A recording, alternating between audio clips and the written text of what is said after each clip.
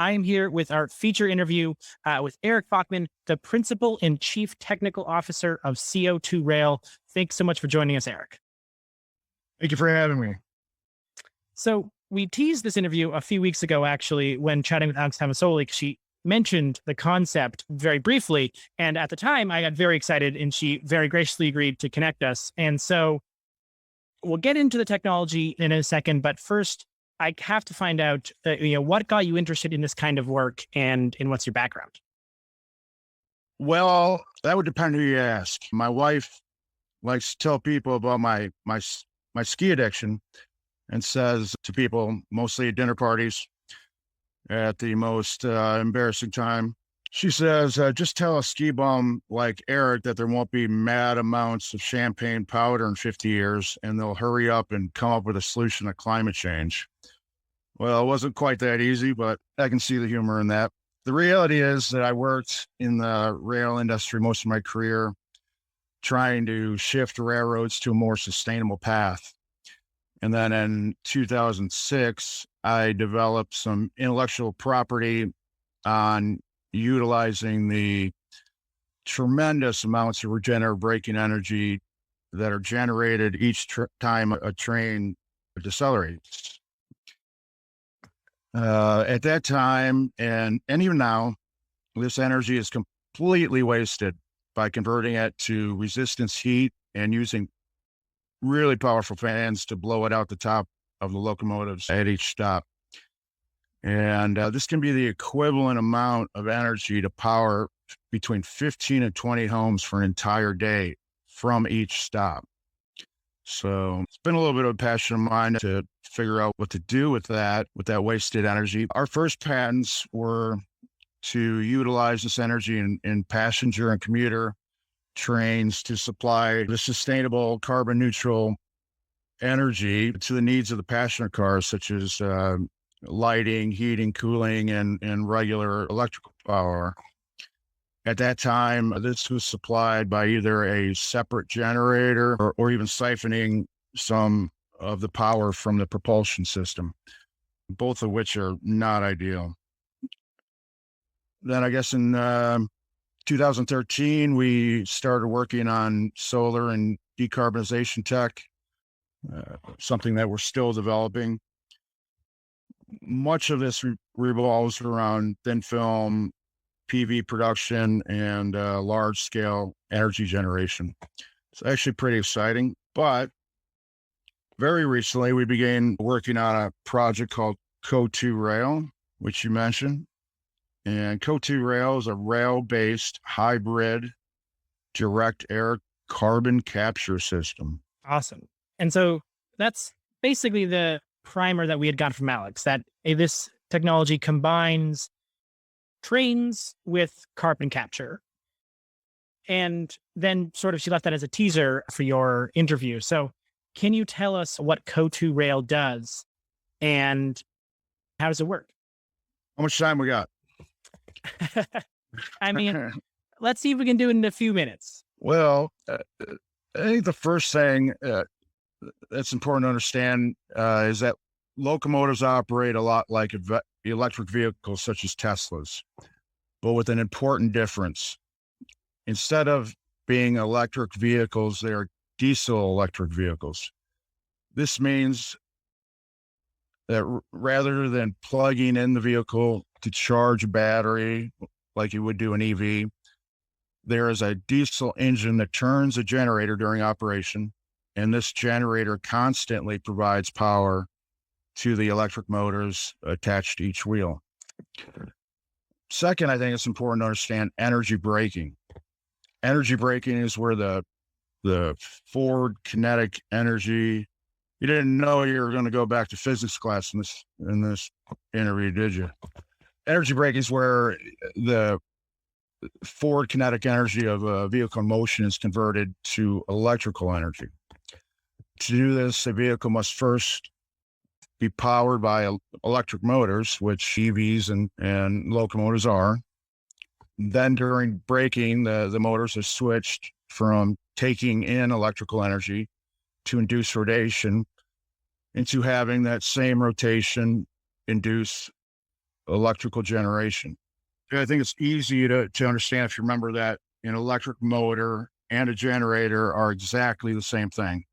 The only difference lies in whether you provide energy to make it rotate or provide rotation to make it generate. They're pretty much interchangeable. Next, we have to dissipate or use that energy in some way. In electric vehicles like Tesla's, it's dissipated by using it to charge a battery. This is called regenerative braking. In rail, in most cases, it is dissipated by passing it through very large resistors and converting it into heat.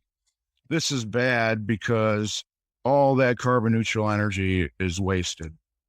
Because of this, both freight and passenger trains waste hundreds of terawatt hours of energy globally each year during their braking maneuvers. Like I mentioned, part of my focus has been to make locomotives more like EVs and figure out a way to productively utilize this substantial amount of clean energy. The other part of my focus has been on decarbonization tech. One day during the depths of the COVID isolation, my thoughts on developing sustainable rail tech and my thoughts on developing decarbonization tech must have got all jumbled up. And somehow I put the two together and asked, what if rail infrastructure was used to deploy direct air carbon capture machines and remove carbon dioxide from the atmosphere? What if a train's onboard generated clean energy could be used to power these machines and have no grid energy demand? It was not long before a number of happy thoughts sprang to mind about clear advantages in a system like that.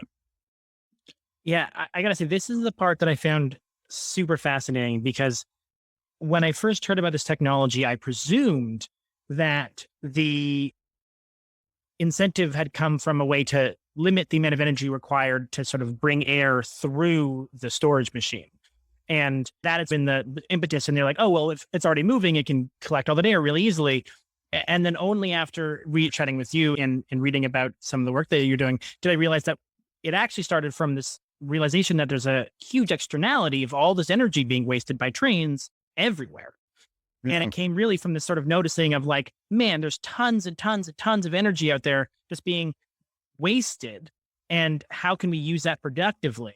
Really was the first seed that led you to this next step. Yeah. Completely flips my understanding.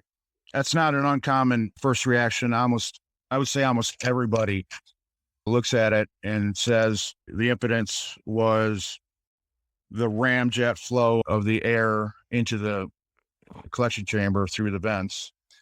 And while that is a benefit, it's a very, very, very small benefit and actually has a cost as well because, you're extending up a parachute basically into the slipstream of the moving train. And it's going to create not a whole heck of a lot, but it does create an amount of drag, amount of aerodynamic drag. But yeah, that's not an uncommon thought, but you're absolutely right. The whole underpinnings of this concept were to do something with that massive amounts of wasted energy. And we're talking multiples of what the Three Gorges Dam in China puts out every year.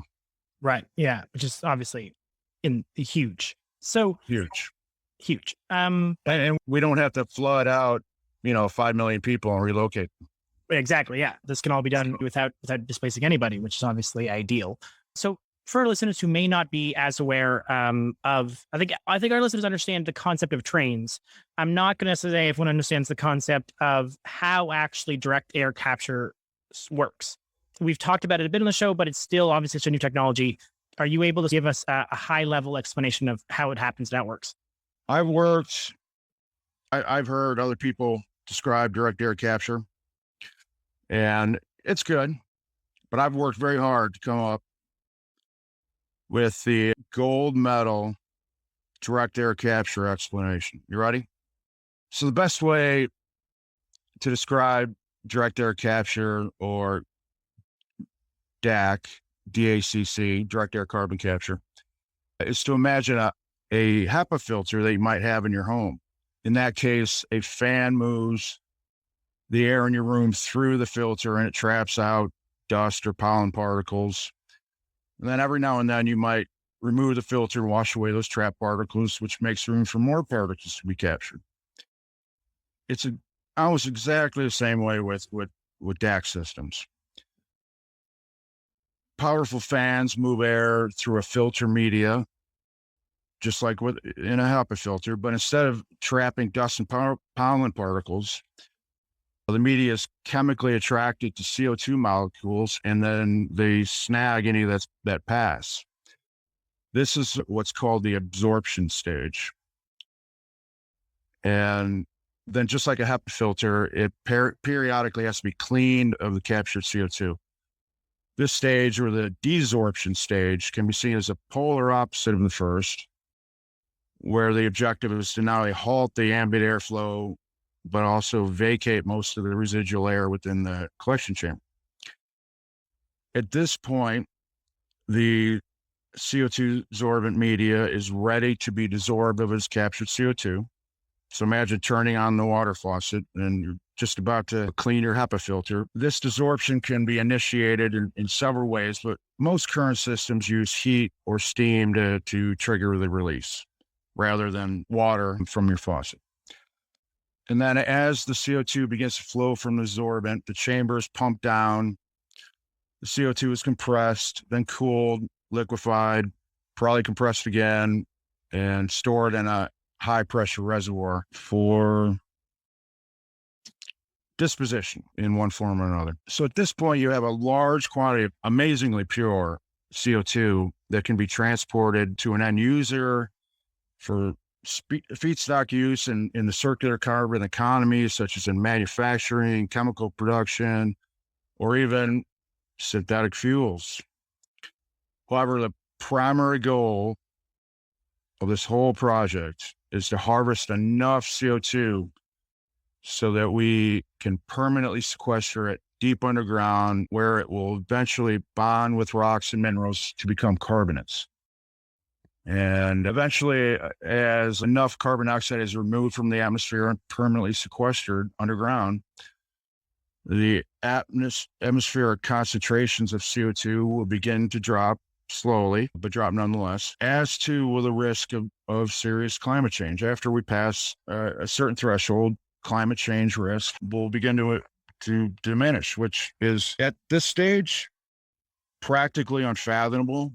But project yourself out 50 years, 60 years, and the reports not how much the CO2 level parts per million is going up, but rather how much the CO2 parts per million is coming down. That is an absolute possibility and probably a likelihood. Like I said, this will not be a quick process, and many of our plans and projections extend out many decades. I was just talking to my wife about it's somewhat strange to work on a project that won't be at full scale until I'm 103 years old. That just goes to show how much this immense project is a team effort and far bigger than any one person, any one company, or even any one country. It is a huge project and a long-term project. Yeah. And I think that is something I find quite interesting and important to note when we're talking about carbon capture. And I think we might get to it later in the interview, but just briefly, the fact that there's a pushback often about carbon capture and storage, or carbon capture from standpoint of like it's a distraction from all the actual mitigating we have to do right now from not just using more fossil fuels. And yet when you look at something like the IPCC report, that indicates that they are betting on a certain amount of carbon capture working by 2050. And so obviously there has to be a massive, massive scale down of all fossil fuel use as quickly as possible.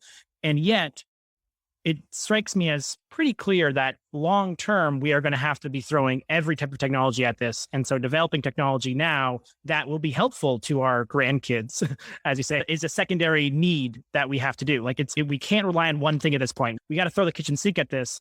And it includes the ability to start really figuring out this technology now, while also rapidly scaling down fossil fuels at the example. Absolutely. No, I hear that all the time, and it's kind of frustrating because the talking points for people that are against direct air capture, and they do have some valid points. I'm not against what some of what they're trying to get across, but when they say that this is oil companies behind this and it's a distraction so they can use this carbon dioxide for enhanced oil recovery, which if we can help it, and we're looking into ways to do that, if we can help it, we're going to make sure that to the best of our ability, none of our carbon is used for enhanced oil recovery. But my background is actually decarbonization. My background is solar. My background is everything that they're saying that we should be working on. We're still working on that, and we're working on this. So we're not an oil company. We're actually decarbonization to the core. And this is something that we need. I mean, I think 100% of the IPC pathways to keep under 1.5 degrees have a really strong role for direct air capture. And I think 85% of those pathways limiting it at 2 degrees increase include direct air capture. It's something that, I mean, if we want to, maintain our way of life, it's something that we're absolutely going to have to do at one point or another. And just like anything else, it's a lot easier to do it in advance of when you really, really need it. Yeah. Yeah. So let's jump back to the technology with that segue, because when I think of direct air capture, I think of these giant fans. And that's the one that just, opened up, I believe, getting some attention opening up last week. And this is something different. So you mentioned a bunch of advantages of having it on rail. What are these advantages? Beyond, of course, the extra free, almost carbon neutral energy that comes from the braking part. Well, that's the big one. I mean, that's the big daddy advantage. But let me take it back to the depths of COVID when there was no vaccine and we were all quarantined and going crazy. I remember it happened on one day when those two projects I was working on kind of coalesced and merged and became one. But almost immediately I sat down and I think I wrote out 10 or 12 just really obvious advantages. And if you don't mind, I'll run through a few of them here. Of course, the main advantage is the substantial carbon neutral energy generated every time a train comes to a stop or decelerates. This can add up to as much as 20,000 kilowatt hours per day in some trains. 20,000 kilowatt hours per day. That is a lot of energy, enough to power approximately 750 homes for an entire day. And in our system, we take this energy in rather than completely waste it by converting it to heat. We take it in, store it in a large battery array about the same capacity as 24 high-end Tesla models. The difference is that it will charge and discharge many times per day and is not dependent on off-duty grids charging cycles. A lot of people think that, these will get charged at night like a Tesla and come out and run for a while. No, these get charged every time the locomotive comes to a stop or decelerates.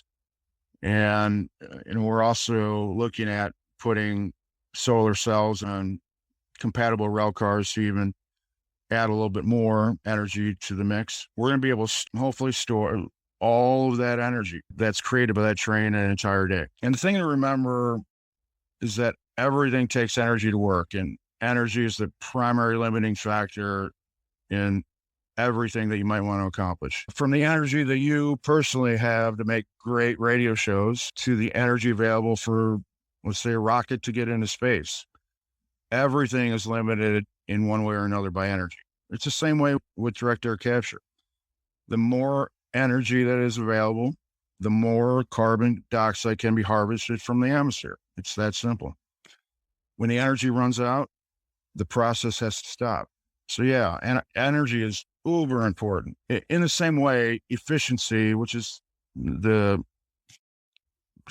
flip side of the coin of total energy, efficiency is just as important. Every system must work in harmony and use as little energy as possible to get the job done. The thing about direct air capture that makes it even more challenging is that it can't just be any old energy. It has to be no, or at the very least, low carbon energy. Since your objective is to remove CO2 from the atmosphere, it wouldn't make much sense at all to power that operation with energy obtained from a source that had to emit carbon dioxide to produce the power you needed. So carbon neutral energy is the name of the game with direct air capture. And CO2Rail is primarily powered by regenerative braking energy. This is pretty much the definition of an ideal carbon neutral energy source. Now, no, we're recording this in advance, but I can almost hear the screams through the radio. But what about the carbon emitted by the locomotives to get the train into motion? Well, that is a great observation and very true. The locomotives will indeed emit carbon dioxide from their exhaust during operation. Absolutely.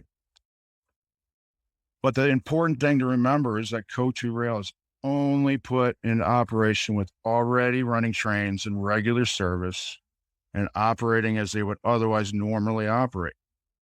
This is extremely important to understand. CO2Rail is not going to be operating a train going somewhere unless there was a train scheduled to go there in the first place. In this way, the incremental carbon debt from its operation is very small. For instance, if there were 99 cars on a train going from Toronto to Calgary, and you added a CO2Rail car to it, that CO2Rail car would then be indirectly responsible for about 1/100th of the train's total emissions. So very small. A very small carbon debt is incurred for a very, very large carbon payback. The second thing that came to mind almost immediately is that roughly 2/3 of rail cars have a large roof section that would be well suited for the application of solar cells. And in some trains, these could be as large as an entire football field with significant energy output, which would all, again, be fed into the battery array and contribute to going back to when the energy runs out, the process stops. All that solar energy fed back into the battery, even though it's not a huge amount, it will allow us to then capture 15% or more carbon dioxide. So we already talked about this a little bit, but the obvious clear advantage, and it is an advantage, even though it's a small one, is that rather than having powerful energy-hungry fans to move air through the system, you can have forward-facing intakes, which extend up into the slipstream of the moving train and move air through the system with no direct energy being required. Now, there's a little bit of added fuel cost, but it's exceedingly minimal. I think the fourth thing that sprang to mind immediately was that a system like this, built around the rail network, would have the entire transportation chain built into the process, from square transport of the harvested CO2 to its final destination, will be optimized, efficient, and implemented at far lower cost than if you were just a direct air capture plant and a customer of a railroad. The next one's pretty big. It's so big, we have yet to be able to quantify it. There's no land-based footprint with CO2Rail. You might have the occasional building that needs to be erected for service and maintenance, but outside of that, with a mobile system, it's not going to be permanently marring our landscapes or cityscapes and all the real estate requirements that are required when you build these systems on land. Oh, here's an interesting fact I thought you might like. If you lined up all the rail cars in the world, you would have a train of about 6 million rail cars. And that train would stretch 3 times around the Earth at the equator. Did you ever think that I've been in the rail industry a long time. And I just recently did the calculations on that. Never knew that, but 3 times around the equator. That's huge. Now, with that said, besides the occasional time you're stopped by a train at a railroad crossing, trains, locomotives, rail cars stay pretty much out of sight and out of mind, even though there are many millions of them that would stretch around the globe many times. Unlike land-based direct air capture, and I'm totally in favor of what Climeworks is doing. I was actually very, very excited last week when they started operation. But, with land-based direct air capture, you have that serious land use problem. The 6th obvious benefit that came to mind was that rail is the most efficient form of scale transportation and is 3 to 5 times more fuel efficient per ton than truck. On the passenger side, rail is, I didn't even do the calculation in advance of our discussion here because it wasn't even worth my time. So I just left it as indescribably more efficient than air travel and about 7 times more fuel efficient than auto travel. So any increase in rail traffic away from less efficient forms of transportation will certainly have a positive environmental impact. The next thought I had when I was writing down the pros and cons of a system like this was that this one's actually really exciting, that certain of our CO2Rail cars could be configured to remove the emissions from the locomotives themselves. So people would place one of these CO2Rail cars directly behind the locomotive, and of course you'd have to do some very minor exhaust modifications. We estimate that would probably capture 75-80% of the emissions from locomotive. This would make rail transportation, which is already the most efficient form of scale transportation, nearly carbon neutral in its operation to remove CO2 from the air. So think about that for a second. Carbon neutral in its operation to remove CO2. So it's 0 plus a negative. That math doesn't really work out. It doesn't really express how exciting this is, but carbon neutral, carbon negative on the same platform, very exciting. And creating the world's first, and I think only conceivable, carbon negative mode of transportation. Carbon negative mode of transportation. That is, I don't want to say game changing, but that is game changing. And if we envision a time in the not too distant future when rail may transition entirely to alternative fuels, such as hydrogen, or move towards broader deployment of sustainably sourced rail electrification, CO2Rail will work even better. It doesn't rely on diesel. It doesn't rely on the status quo. The only thing it relies on is a train is in motion, which I'm fairly confident that's the point of trains, so I'm not too worried about that going away. And finally, the CO2Rail system will work with both freight and passenger operations. Of course, there are far fewer passenger trains than freight trains, especially in North America. However, what they lack in quantity, they make up for in speed and number of stops, which all adds to daily energy output. So imagine that your daily commute to work by train could also contribute to removing carbon dioxide from the environment. This is super exciting. Not only does commuting by train rather than car help the environment, but it would also contribute negative emissions, directly removing CO2 from the atmosphere. Exciting stuff. For sure. So if I can try to repeat back these advantages that you had referenced to us, just so I can confirm I'm right. You basically were talking about the fact that you can get cheap carbon neutral power from braking. There's space for solar panels on top of these trains as well to help power it. We don't need extra energy for fans. You can optimize the transportation of the CO2 because it's already moving. There's no new actual footprint required to actually have these exist, unlike the footprint of traditional DACs that would take over space.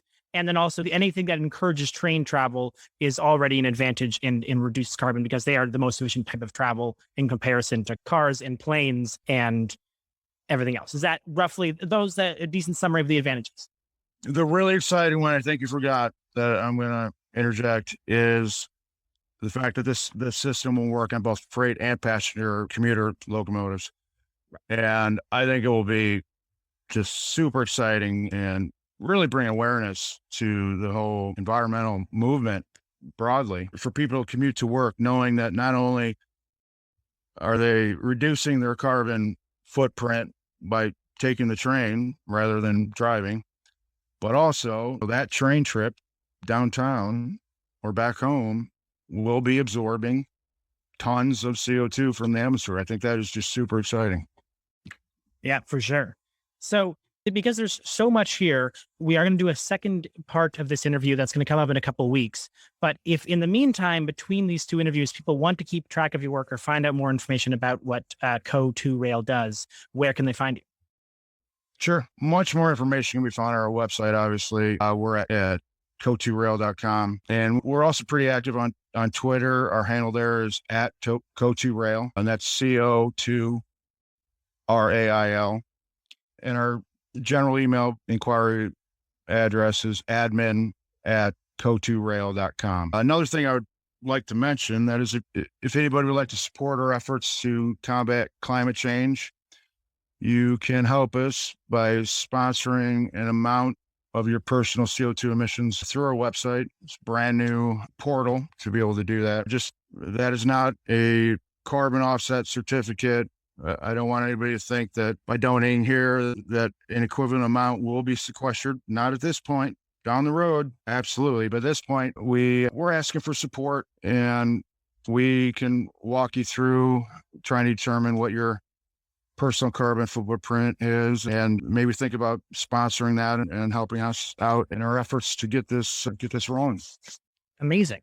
Well, thank you so much, Eric Bachman, the Principal and Chief Technical Officer of CO2Rail. For those of you who want to hear more about this, we will have part 2 of this interview, which includes things like, can this scale? And what does it look like? Which obviously 2 pretty important things to know. So join us in a couple of weeks when we come back to this conversation. But for now, thank you so much, Eric, for joining us on the show, and have a wonderful day. Thanks for having me on. It's been a real pleasure. Cheers.